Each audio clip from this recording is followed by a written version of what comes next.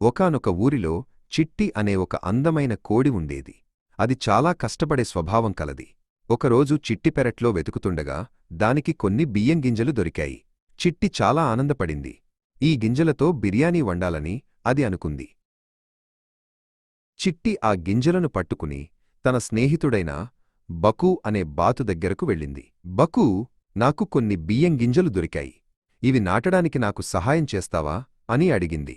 కాని బకు బద్ధకంగా, నా వల్ల కాదు, నాకిప్పుడు ఈత కొట్టాలని ఉంది అని నీటిలోకి వెళ్ళిపోయింది.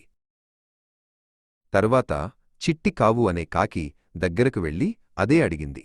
కావు ఒక చెట్టు కొమ్మమీద కూర్చుని ఉంది. అబ్బే, నాకు ఇప్పుడు చాలా పనులు ఉన్నాయి, నేను ఎగరాలి అని కావు సమాధానమిచ్చింది.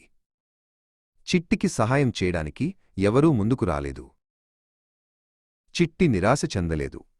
సరే, నేనే ఒక్కతినే నాటుకుంటాను అనుకుంది.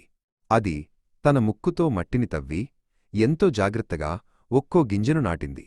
రోజూ ఆ గింజలకు నీళ్లు పోస్తూ ఎంతో ప్రేమగా చూసుకుంది. కొద్ది రోజుల తర్వాత ఆ గింజలు పెద్ద మొక్కలయ్యాయి. పంట పండింది. చిట్టి తన స్నేహితుడైన మేహూ అనే మేకపిల్ల దగ్గరకు వెళ్ళింది.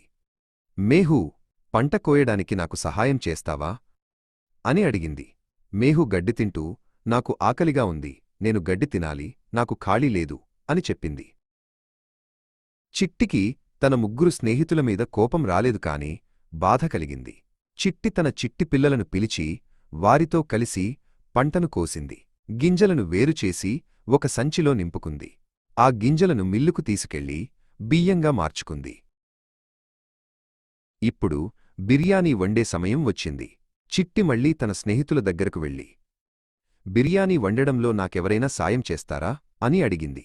బకూ, కావు ఇద్దరూ ఒకేసారి మాకు చాలా నిద్ర వస్తోంది అని కళ్ళు మూసుకున్నారు. చిట్టి తన పిల్లలతో కలిసి వంటగదిలోకి వెళ్ళింది. బియ్యం, మసాలాలు, కూరగాయలు అన్నీ కలిపి ఒక పెద్ద పాత్రలో బిర్యానీ వండటం మొదలుపెట్టింది.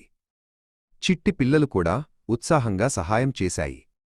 కొద్దిసేపటికి బిర్యానీ తయారైంది. ఆ ఘుమఘుమలాడే వాసన ఊరంతా పాకింది. ఆ వాసన చూసి బకూ, కావు మరియు మేహూ ఆశగా చిట్టి ఇంటి కిటికీ దగ్గరకు వచ్చి నిలబడ్డాయి. వాటన్నిటికీ చాలా ఆకలివేసింది. చిట్టి తన పిల్లలకు బిర్యానీ వడ్డించింది. బయట నిలబడిన స్నేహితులను చూసి చిట్టి ఇలా అంది. స్నేహితులారా, గింజలు నాటేటప్పుడు, కోసేటప్పుడు, వండేటప్పుడు మీరు సాయం చెయ్యలేదు. కష్టపడనిదే ఫలితం రాదు కదా. అందుకే ఈ బిర్యానీని నేను, నా పిల్లలే తింటాము. స్నేహితులు తమ తప్పు తెలుసుకున్నారు.